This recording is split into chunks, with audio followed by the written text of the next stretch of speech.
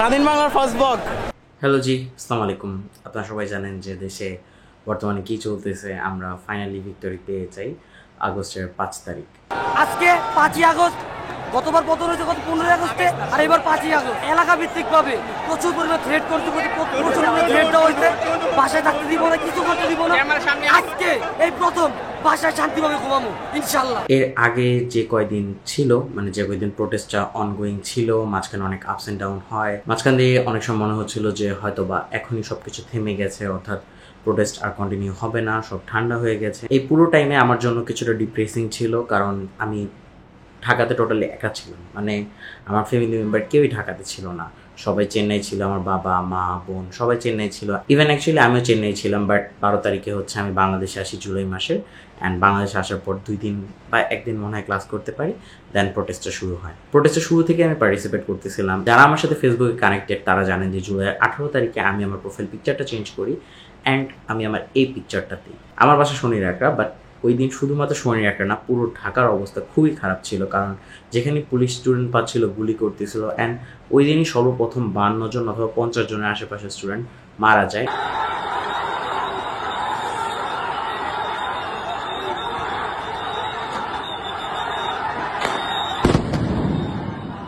And আমি যেই জায়গায় দাঁড়ায় প্রোফাইল পিকচারটা ক্যাপচার করি, তার ঠিক 2 ঘন্টা পরে আমার ফ্রেন্ড ইরফান সেখানেই মারা যায়। আমাদের সবার প্ল্যান করছিলাম হচ্ছে আমরা নতুন বাজারের দিকে যাব, যেহেতু আমি নর্থ সাউথে পড়ি, অ্যান্ড আমার যে ফ্রেন্ড মারা গেছে ইরফান, অ্যান্ড বাকি ফ্রেন্ডরা ইউএইতে পড়ে। আমরা রাত্রেবেলা মোটামুটি কনফিউজ ছিলাম যে কোথায় প্রোটেস্টটা করবো, বাট স্টিল সকালে সবাই অলমোস্ট ঘুম থেকে উঠতে দেরি হয়। আমার স্পেশালি মনে হয় 9:30 বাজে, অ্যান্ড ইরফান মেবি 7:30 বা 8টার দিকে উঠে, অ্যান্ড উঠে ট্রাই করে ক্যাম্পাসের ওদিকে যেতে, বাট আলটিমেটলি রাস্তায় যেয়ে দেখে যে সব কিছু ব্লকড, অ্যান্ড ও ক্যাম্পাসে যেতে পারবে না। 11:30 12টার দিকে আমি বের হই, সাথে আমি আমার এনএসইউর আইডি কার্ডটা নিয়ে নিই। আমি অ্যান্ড আমার 2-3 জন ফ্রেন্ড মিলে প্রোটেস্টে জয়েন করি। তখন ইরফানের সাথে আমার দেখা হয়নি, অ্যান্ড প্রোটেস্ট শেষ করে আমার অলমোস্ট প্রায় 2টা বা 2:30টার মতো বাজে। ঠিক তখন আমি ডিসাইড করি দুপুরের খাবারটা আমি খেয়ে আসবো বাসা থেকে, তারপরে বিকেলে 3:30 4টার দিকে আবার যাবো। দুপুর পর্যন্ত সিচুয়েশন একদম নর্মাল ছিল, বাট বিকেল 4:30টার দিকে আমাদের যে মেসেঞ্জার গ্রুপ, সেখানে একটা মেসেজ আসে যে ইরফানের গুলি লাগছে। আই ওয়াজ লাইক, কীভাবে? মানে আমি তো আসার টাইমে দেখলাম সব নর্মাল, তাহলে গুলি কীভাবে লাগলো? মানে কখন জিনিসটা এরকম ভায়োলেন্স সৃষ্টি হলো, আমি নিজেও কনফিউজ ছিলাম। সো একটু পরে মেসেজ আসে যে ইরফান নেই। তো অ্যাট দ্যাট টাইম আমি জাস্ট শক ছিলাম, বিকজ যে ছেলেটা আজকে সকালে আমাদের সাথে কথা বলতেছিল যে ও যাচ্ছে নতুন বাজার, আমি জানতাম না যে ইরফান শনি একটা আছে। টু বি অনেস্ট, আমি জানতাম না যে ইরফান শনি একটা আছে, বিকজ লাইক আমার সাথে ইরফানের দেখা হয়নি প্রোটেস্টে গিয়ে। সো আমি আমি আমি মোটামুটি জানতাম যে আমার ফ্রেন্ড ইরফান, তারপর যে ফ্রেন্ডরা ছিল ওরা হচ্ছে নতুন বাজারের দিকে গেছে। যখন আমার সামনে এটা আসে, আমার ফার্স্টে মাথায় আসলো যে ও শনির একটা কী করতেছে। দেন আমরা ইন্টারনেটে খোঁজাখুঁজি করি বিভিন্ন গ্রুপগুলোতে যে আসলে কী হয়েছে, নাকি এটা গুজব। দেন আলটিমেটলি ইরফানের একটা আমরা পোস্ট পাই, অ্যান্ড যিনি পোস্ট করছে তাকে যখন আমরা নক করি, তিনি পর্যন্ত বলেন যে ভাই আমিও এই ছবিটা অন্য কোথাও পাইছি। আমি অ্যান্ড আমার ফ্রেন্ড মইনুল দুজন একটা রিক্সা নিয়ে ধোলাই পার হয়ে ওর হসপিটালে যাই। অ্যান্ড হসপিটালে যাওয়ার টাইম রিক্সাতে আমি অ্যান্ড আমার ফ্রেন্ড প্রে করতেছিলাম যে ভাই সামহাও যাতে আমরা যে জানতে পারি যে মানে নিউজটা ফেক ছিল, অ্যান্ড ওর হয়তো বা সিচুয়েশন খারাপ বা গুরুতর, but still he is alive, এটা আমাদের এক্সপেকটেশন ছিল। বাট যাওয়ার পরে দেখি আমাদের আরও কিছু ফ্রেন্ড দাঁড়াই ছিল বাইরে, অ্যান্ড বললো ভিতরে যায় হাতে বামে চা। মানে তখন পর্যন্ত আমরা জানতাম না যে ও মারা গেছে। সো ইমার্জেন্সি ওয়ার্ডে যেতে বলছো। সো আমরা ভিতরে গিয়ে ইমার্জেন্সি ওয়ার্ডে ঢুকতেছিলাম, অ্যান্ড ভিতরে ঢোকার টাইমে গার্ড আমাদের বলে যে কাকে চাচ্ছেন। সো আমরা বললাম যে ডিসক্রিপশন যে ইউআইউর একটা স্টুডেন্ট ছিল ইরফান ভুইয়া, অ্যান্ড উনি আমাদের ইমার্জেন্সি ওয়ার্ডে ঢুকতে দেন না। উনি বলেন যে আপনার ফ্রেন্ড ইমার্জেন্সি ওয়ার্ডে নেই, এই আপনার ফ্রেন্ড পাশের বেডই, অর্থাৎ যে এন্ট্রিটা ছিল সেখানে একটা বেডের ভিতরে ওর ডেড বডিটা পড়েছিল, অ্যান্ড উপরে একটা চাদর দেওয়া ছিল। অর্থাৎ আমরা আমাদের ফ্রেন্ডকে ছেড়েই ইমার্জেন্সি ওয়ার্ডে ঢুকতেছিলাম, এক্সপেক্ট করছিলাম যে ও হয়তো বা এখনও বেঁচে আছে, বাট আমাদের পাশেই ও পড়েছিল।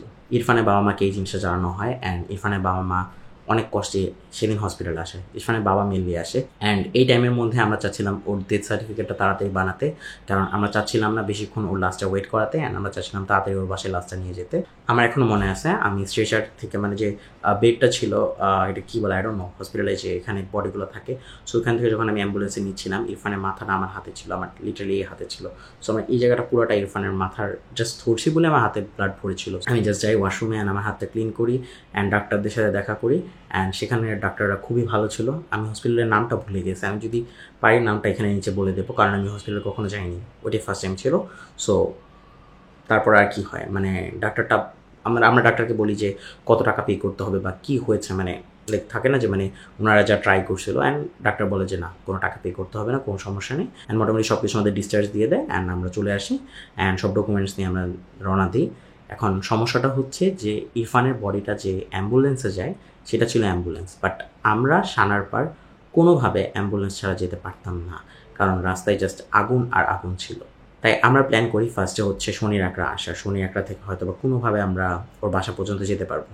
সো আমরা একটা রিক্সা নিই, তো তারপর আমাদের ধোলাইপাড় মোড়টাতে নামিয়ে দেওয়া হয়, অ্যান্ড সেখান থেকে আমরা লাকিলি একটা খালি অ্যাম্বুলেন্স পাই।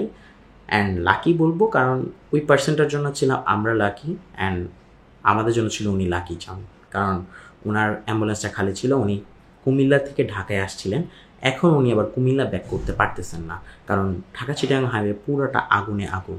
এখন কোনো প্যাসেঞ্জার বলতে মানে কোনো পেশেন্ট ছাড়া যাওয়া পসিবল না। আমার মামাকে বলি যে দেখেন মামা, আমাদের এরকম এরকম সিচুয়েশন, আপনি আমাদের হেল্প করেন, আমরা আপনাকে হেল্প করবো ঢাকা থেকে বের হতে, যতটুকু পারি মানে যতটুকু এক্সিট পর্যন্ত যাওয়া সম্ভব আমরা আপনাকে বের করে দেবো, তারপর লাগলে আমরা হেঁটে ওর বাসায় চলে গেলাম। সো মামাও রাজি হয়, অ্যান্ড আমাদের যাত্রা শুরু হয়। আমরা লিটারালি এই রুটটা দিয়ে উঠি, অ্যান্ড লিটারালি 2-1.5 মিনিটের মধ্যে আমাদের 6-7 বার চেক করা হয়, মানে প্রতি সেকেন্ড মানে লাইক 10-15 সেকেন্ড পর পর মানুষের চেক করতেছিল। অ্যান্ড লাইক চেক করা তো একটা থাকে, চেক করা বাইরে করা অ্যাম্বুলেন্স, অ্যান্ড আই নো এখানে দোষ দেওয়া ওদের লাভ নেই, কারণ আমি শুনছি যে তার ঠিক একদিন আগে একটা অ্যাম্বুলেন্স নাকি চেক ছাড়া পাঠানো হয়, অ্যান্ড সেই অ্যাম্বুলেন্সটা থেকে নাকি টিয়ার শেল মারা হয়েছিল স্টুডেন্টদের উপর। সো তাদের চেক করাটা খুব খারাপ কিছু ছিল না, বাট হ্যাঁ অনেক বেশি টাইম লাগে আমাদের এই এরিয়াটাতে আসতে। আমরা দি ওয়ান রেস্টুরেন্ট নামে একটা রেস্টুরেন্ট ছিল, তার আশেপাশে আমাদের নামতে হয়, কারণ মামা অন্য একটা রুট দিয়ে বের হওয়ার প্ল্যান করতেছিল, অ্যান্ড সামনে অনেক বেশি আগুন ছিল, মানুষরা বলতেছিল ভাই এভাবে সামনে আর আগাতে পারবেন না। আমরা 4 জন ছিলাম, আমরা 4 জন হাঁটা ধরি অন্ধকারে, মানে যে পাশে আগুন ছিল সেই পাশেই হাঁটা ধরি, বাট আগুন তো আপনার কন্টিনিউয়াসলি ছিল না, তাই না? ধরেন এখানে আগুন, তারপরে 30-40 সেকেন্ড হাঁটার পরে আবার রাস্তায় আগুন, তো অন্ধকারে হাঁটতেছি, জায়গায় জায়গায় সাইডে বাস পড়ে আছে, ট্রাক বন্ধ হয়ে পড়ে আছে, অ্যান্ড লাইক মানে রাত 10টার মতো বাজে, এমন সিচুয়েশন চলতেছে দেশের, তখন হেঁটে যাচ্ছে, অ্যান্ড আমার ফ্যামিলি পুরোটা দেশের বাইরে। সো ওরা যদি শুনতো তাহলে ওরা কী পরিমাণ টেন্স থাকতো। অ্যান্ড আলটিমেটলি অনেক কষ্টে আমরা 4 জন প্রায় আধা ঘন্টা হাঁটার পর ওর বাসায় যাই, অ্যান্ড সব দেখা সাক্ষাৎ হয়। বাট আনফর্চুনেটলি আমরা যখন যাই তার একটু আগেই যে অ্যাম্বুলেন্সে করে হচ্ছে আমরা মেনলি ইরফানকে পাঠিয়েছিলাম, মানে আমরা যেটা বুক করছিলাম ওর জন্য, ওর বাসার জন্য, সেই অ্যাম্বুলেন্সে করে ওর গ্রামের বাড়ি নরসিংদী নিয়ে যাওয়া হয়, অ্যান্ড আর দেখা হয় না ওর সাথে লাস্ট মোমেন্টে। আমরা মেনলি এত দূরে যাওয়ার একটা কারণ ছিল যে ওর জানাজাটা হয়তো বা লাস্টবারের মতো পড়তে পারবো, বাট আল্লাহ হয়তো বা কপালে সেটা লিখে রাখেন নাই, সো পড়া হয়নি। আলটিমেটলি আসার টাইমে খুব বেশিটা কষ্ট হয়নি, যেহেতু অনেক রাত হয়ে গেছিলো, বাট আসার পরে দেখি পুরো ইন্টারনেট শাটডাউন, মানে দুনিয়ার সাথে কমিউনিকেশন এন্ড। ইভেন আমি ইন্টারন্যাশনাল নাম্বার কল ডায়াল করতেছি, শুরুতে সেই কলটাও যাচ্ছিল না। আলটিমেটলি অনেক কষ্টে আমি মেবি বাংলা লিঙ্ক দিয়ে আর গ্রামীণ দিয়ে, আমি ভুলে গেছি আমার 2টা সিমই আছে, সো যে কোনো একটা দিয়ে আমি কানেক্ট করতে পারি। সো আমি কলে বলে দিই যে দেশে ইন্টারনেট অফ করে দিয়েছে, আমি বাসায় আছি, তোমাদের টেনশন করার দরকার নেই, অ্যান্ড দ্যাটস ইট, এটা বলি, অ্যান্ড কল কেটে দিই, অ্যান্ড পুরো ওয়ার্ল্ডের সাথে কানেকশন শেষ। আমি আমার ফ্ল্যাটে পুরো একা পড়ে আসছিলাম। আর নেক্সট 2-3 দিন শুনে একটা অবস্থা, খুব সিচুয়েশন খারাপ ছিল, যেহেতু মানে মাথার উপর দিয়ে হেলিকপ্টার উঠতেছে, পুলিশ ব্যাপক ফায়ার করতেছে।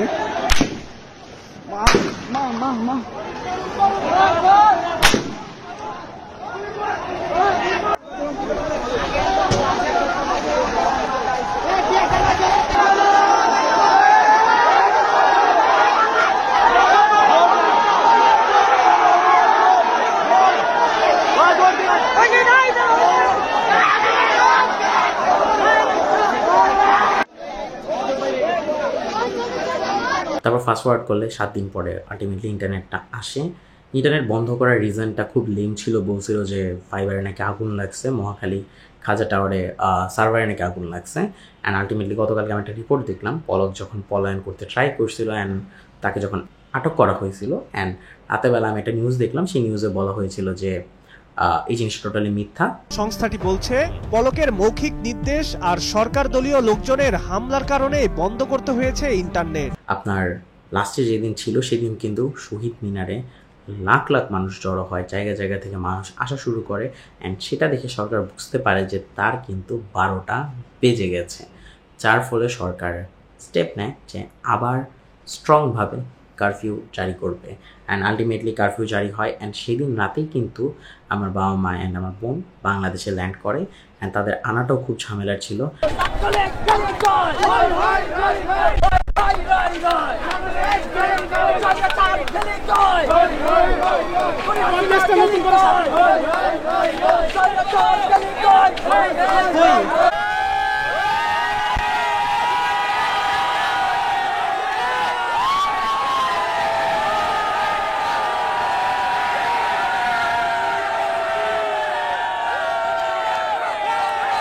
একটা মজার ব্যাপার হচ্ছে, আমি যাদের দেখছি যারা কোনোদিন প্রোটেস্টে নামে নাই, প্রোটেস্টের সাথে কানেক্টেড ছিল না বা এই রিলেটেড কোনো মানে পোস্টও দেয় নাই, তারা ভিক্টোরি হওয়ার পরে বলতেছে যে আমরা এটার জন্য কি স্বাধীনতা করছিলাম, এটার জন্য কি আমরা এটা করছিলাম। ভাই তুই তো গর্তে ছিলি, তুই তো ভাই গর্তে ছিলি।